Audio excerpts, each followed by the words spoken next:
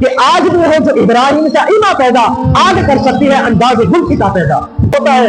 آپ کے پاس گزرتے ہوئے کچھ الفاظ پڑھتا ہے سبحان ذی العزت والملکوت سبحان ذی العزت والعظمہ والہیبہ والقدرہ والکبریاء والجبروت. یہ الفاظ آپ کے پاس جاتے ہوئے پڑھتا ہے. ان کے اندر اللہ تبارک و تعالیٰ کی بڑائی بیان کی گئی. پاک ہے وہ ذات جو عالی شان ہے جو بادشاہت والی ہے. اللہ تبارک و تعالیٰ کی بڑائی ان الفاظوں کے اندر بیان ہے. یہ صرف اس وجہ سے ہے کہ اس کو ایک انسان سے محبت ہے اور جس کو انسانوں کے رب سے محبت ہوگی اس کی کیا حالت ہوگی. تو فرمانے لگے کہ ایک دفعہ اور اپنی زبان سے کہہ دو. حضرت ابراہیم علیہ السلام بھی انہی جزیل القدر انبیاء میں سے ہے کہ جن کو اللہ تبارک و تعالیٰ نے اپنی خلت کے لیے اپنی دوستی کے لیے پسند فرمایا اور ان کا امتحان لیا اور پھر اللہ تبارک و تعالیٰ نے ان کو ان امتحانوں کے اندر کامیاب پایا. اللہ تبارک و تعالیٰ نے ارشاد فرمایا حضرت ابراہیم علیہ السلام سے کتابوں کے اندر لکھا ہوا ہے کہ اللہ تبارک و تعالیٰ نے حضرت ابراہیم کی طرف وحی کی اور حضرت ابراہیم سے فرمایا کہ میں نے تمہیں اپنے محبت کے لیے چن لیا ہے. اس بات کا خیال رکھنا کہ جب کبھی میں تمہارے دل کی طرف توجہ کروں تو میں تمہارے دل کو کہیں اور مشغول نہ پاؤں. بلکہ محبت کی علامت یہ ہوتی ہے کہ اگر آگ میں بھی جلا دیا جائے تو اس وقت بھی محبوب کی طرف سے محب کی نگاہ نہ ہٹے.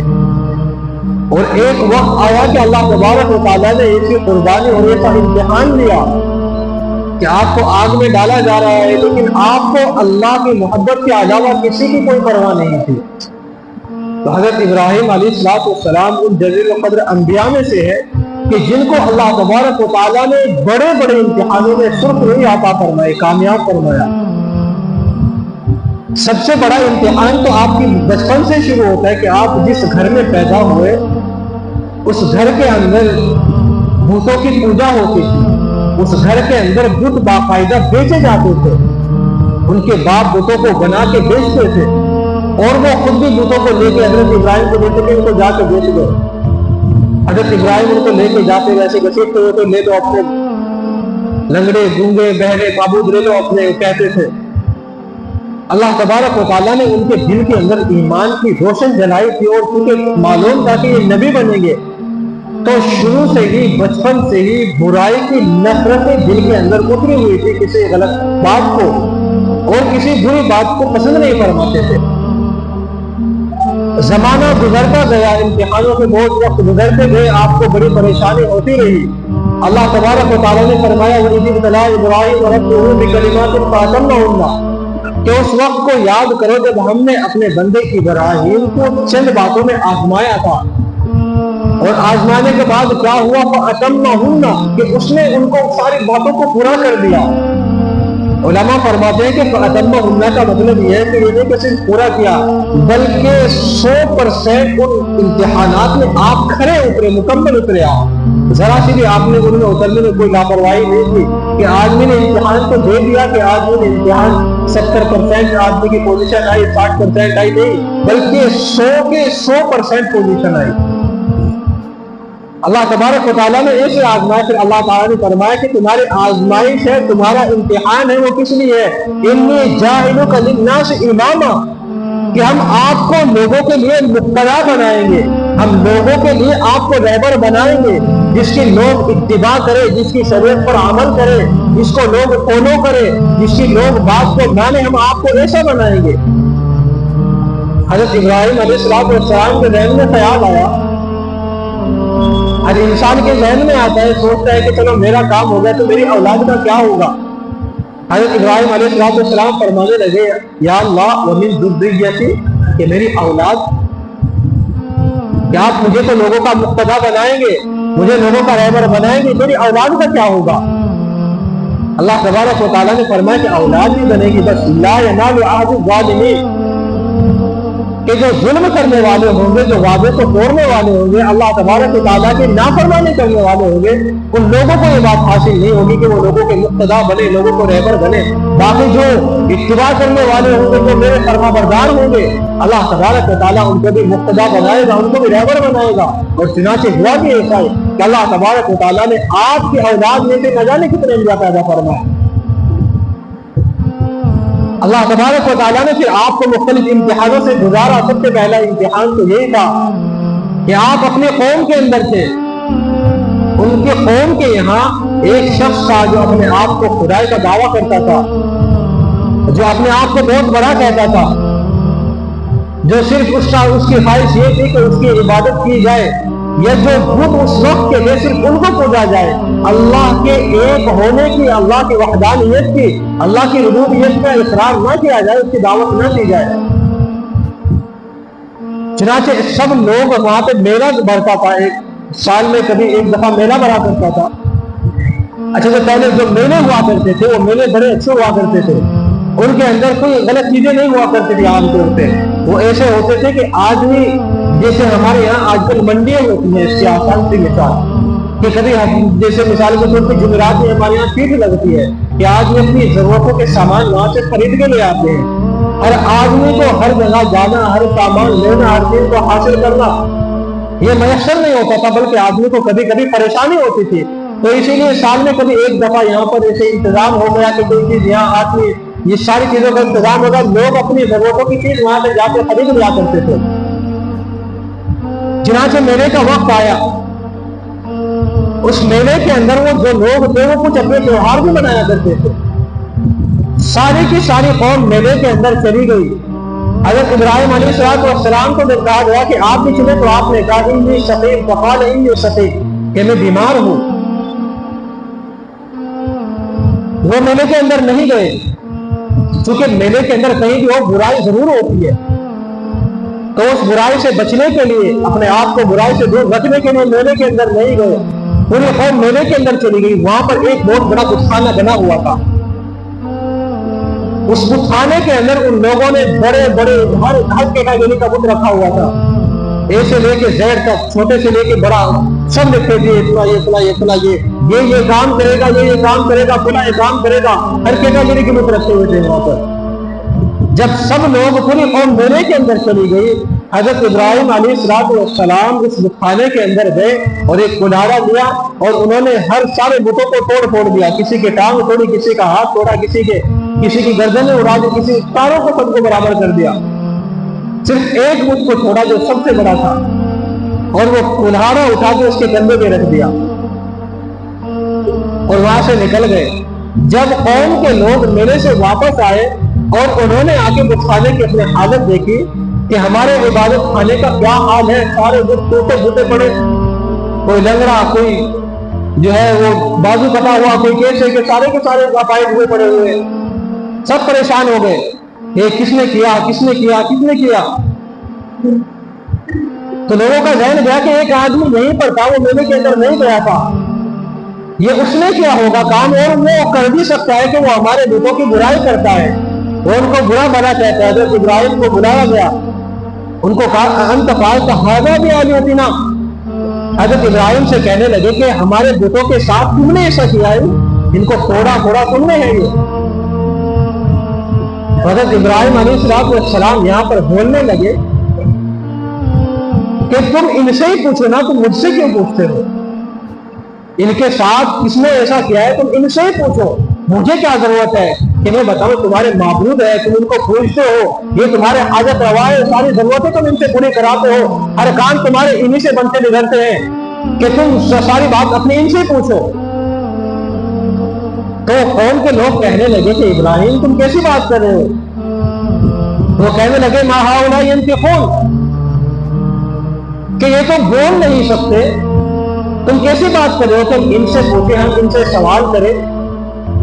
تو حضرت ابراہیم علیہ السلام نے پھر یہاں پر کہا جو اصل بات چوٹ لگانے کی تھی، اف لکم ولما تعبدون من دون اللہ، کہ پھر تمہارے اوپر افسوس ہے کہ تم ایسی چیزوں کو پوجتے ہو، ایسی چیزوں کی عبادت کرتے ہو کہ جو اللہ کے علاوہ تم کو فائدہ پہنچانے میں نقصان پہنچانے میں کوئی اختیار نہیں رکھتے، تمہیں ذرہ برابر کوئی فائدہ نہیں پہنچا سکتے، ذرہ برابر تمہارا کوئی نقصان نہیں کر سکتے، جو سن نہیں سکتے، دیکھ نہیں سکتے، بول نہیں سکتے، کچھ کام نہیں آ سکتے، تم ایسے معبودوں کی عبادت کیوں کرتے ہو؟ قوم کے لوگ تھے، بڑی ہٹ گرمی تھی۔ انسان عام طور سے جب غلطی پر ہوتا ہے، بڑے کم لوگ ہوتے ہیں تو غلطی کو اپنی مان لیتے ہیں، نہیں تو آدمی ہٹ گرمی تو آتا ہے۔ تو پوری قوم کے لوگ ان کے خلاف ہو گئے اور ان کو سزا دلانے کی بات کی جانے لگی۔ نمرود کے پاس یہ بات پہنچی، چنانچہ نمرود نے ایک سزا تیار کی اور مشورے سے یہ طے پایا کہ ایک بہت بڑی آگ جلائی جائے گی، اس آگ کے اندر ابراہیم کو ڈالا جائے گا۔ کافی وقت لگا ایک آگ کے آلے کو بنانے کا انتظام کیا انہوں نے۔ قوم کا ہر فرد اس کے اندر لکڑیاں ڈالنا بڑا فخر کا کام سمجھتا تھا کہ بڑی عبادت کا کام ہے کہ اس کے اندر لکڑیاں ڈالے، بہت ساری لکڑیاں ڈالی گئی۔ جب ایک آگ تیار ہو گئی، اس کے اندر پھر ایک باری میں آگ لگائی گئی۔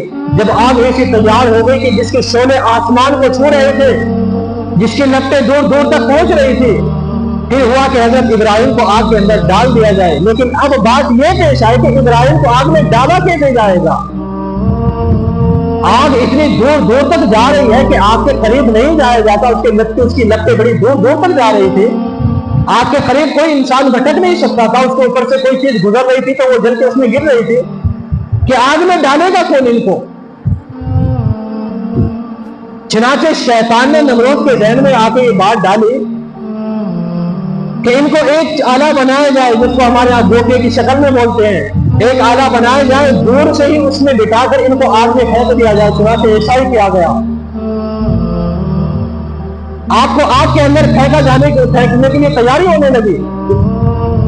جب آپ کو آگ کے اندر اس آلے کے ذریعے سے پھینکا گیا تو اللہ تبارک و تعالیٰ کے فرشتے اللہ تبارک و تعالیٰ کے پاس آئے، کہنے لگے یا اللہ، تیرا خلیل آگ میں جا رہا ہے، تیری محبت میں، تیرے عشق میں وہ آگ میں جا رہا ہے، اللہ اس کو بچا لیجیے۔ اللہ تبارک و تعالیٰ نے فرشتوں سے کہا کہ ابراہیم کے پاس جاؤ، اگر وہ تم سے کوئی ضرورت مانگے، اگر وہ تم سے مدد چاہے تو جا کے اس کی مدد کر دینا جاؤ۔ فرشتے حضرت ابراہیم علیہ السلام کے پاس آئے، آگ بجھانے والا فرشتہ آیا کہ آپ حکم دے منٹوں سیکنڈوں میں آگ کو بجھا دو۔ بارش والا فرشتہ آیا کہ آپ حکم دے فوراً بارش برسا کے آگ کو ختم کر دو۔ فرشتے حضرت ابراہیم کے پاس آ رہے ہیں۔ حضرت ابراہیم علیہ السلام کہہ رہے ہیں کہ کوئی ضرورت نہیں۔ حضرت ابراہیم حضرت خلیل کے پاس آئے، وہ کہنے لگے کہ میں تمہاری کوئی مدد کر سکتا ہوں، میں تمہیں بچا سکتا ہوں۔ فرمانے لگے تمہیں کس نے بھیجا ہے مدد کرنے کے لیے؟ کہ مجھے اللہ نے بھیجا ہے کہ جاؤ ابراہیم سے پوچھو، میرے خلیل سے پوچھو کہ اگر کوئی مدد اس کو چاہیے تو اس کی مدد کر دینا۔ فرمانے لگے کہ میرا اللہ مجھے دیکھ رہا ہے کہ ہاں اللہ آپ کو دیکھ رہا ہے۔ تو فرمانے لگے پھر خلیل جانے اور رب کے جلیل جانے، کہ پھر میں جانوں میرا رب جانے، مجھے کسی کی کوئی ضرورت نہیں ہے۔ اللہ کی محبت دل کے اندر تھی، اللہ کا عشق دل کے اندر تھا۔ آج ہمارے دلوں سے اللہ کی محبت نکل گئی، اللہ کا عشق نکل گیا۔ اللہ کا عشق وہ تھا کہ حضرت ابراہیم علیہ السلام جنگل میں بکریاں چرا رہے ہیں، پاس سے ایک شخص گزرتا ہے، فرشتہ ہوتا ہے، انسان کی شکل میں ہوتا ہے، آپ کے پاس گزرتے ہوئے کچھ الفاظ پڑھتا ہے، سبحان ذی العزت والملکوت، سبحان ذی العزت والعظمہ والہیبہ والقدرہ والکبریاء والجبروت۔ یہ الفاظ آپ کے پاس جاتے ہوئے پڑھتا ہے۔ ان کے اندر اللہ تبارک و تعالیٰ کی بڑائی بیان کی گئی، پاک ہے وہ ذات جو عالی شان ہے، یہ بادشاہت والی ہے۔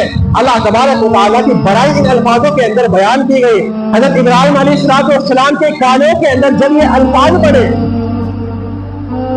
تو آپ ایک دم سے مچل پڑے، آپ کے اندر کا جو عشق تھا وہ ایک دم سے لاوا بن کے پھٹ پڑا۔ اس سے کہنے لگے کہ ایک دفعہ یہ الفاظ جو تم نے ابھی کہے ایک بار اپنی زبان سے اور کہہ دے۔ تو سامنے والے شخص کہنے لگے کہ اگر میں ان الفاظ کو اپنی زبان سے کہہ دوں تو مجھے کیا ملے گا؟ حضرت ابراہیم کہنے لگے یہ جو بکریوں کا ریوڑ تم دیکھ رہے ہو، ان بکریوں کے ریوڑ میں سے میں تجھے آدھا دے دوں گا۔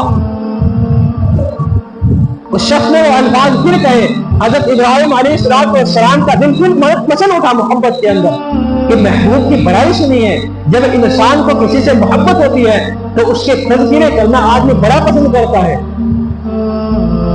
اگر کسی لڑکے کو کسی لڑکی سے محبت ہے، آپ اندازہ لگاؤ اس لڑکی کے بیٹھ کے اس کے پاس میں تذکرے کرتا رہو تو آدمی مزے لے کے تو اور کیا کہا تھا، کس انداز سے کہا تھا، کیسے کہا تھا، کیا کہا تھا۔ کسی لڑکی کے پاس بیٹھ کے ذکر کرو وہ کچھ کیسے کہا تھا۔ لڑکا کوشش کرتا ہے اس بات کو جاننے کی کہ لڑکی کی پسند کیا کیا ہے، لڑکی کوشش کرتے اس بات کی جاننے کی کہ لڑکے کو کیا کیا پسند ہے۔ یہ صرف اس وجہ سے ہے کہ اس کو ایک انسان سے محبت ہے، اور جس کو انسانوں کے رب سے محبت ہوگی اس کی کیا حالت ہوگی۔ تو فرمانے لگے کہ ایک دفعہ اور اپنی زبان سے کہہ دو کہ پھر کیا ملے گا، کہ باقی آدھا ریوڑ ہے میں یہ بھی دے دوں گا۔ انہوں نے پھر اپنی زبان سے کہا، پھر مچل اٹھے اللہ کا نام سن کر پھر کہنے لگے کہ بھائی ایک دفعہ اور کہہ دے۔ تو وہ شخص کہنے لگے کہ اب تو تمہارے پاس بکریاں بھی نہیں رہی، ریوڑ کے میرے پاس آ چکا ہے سارا، اب کیا دو گے تم بدلے میں۔ فرمانے لگے کہ اب تمہیں بکریوں کو چرانے کے لیے کوئی چرواہا بھی چاہیے گا، اس ریوڑ کی نگہبانی کرنے کے لیے کوئی آدمی بھی چاہیے گا، میں اس کی رکھوالی کروں گا، میں اس کا چرواہا بنوں گا۔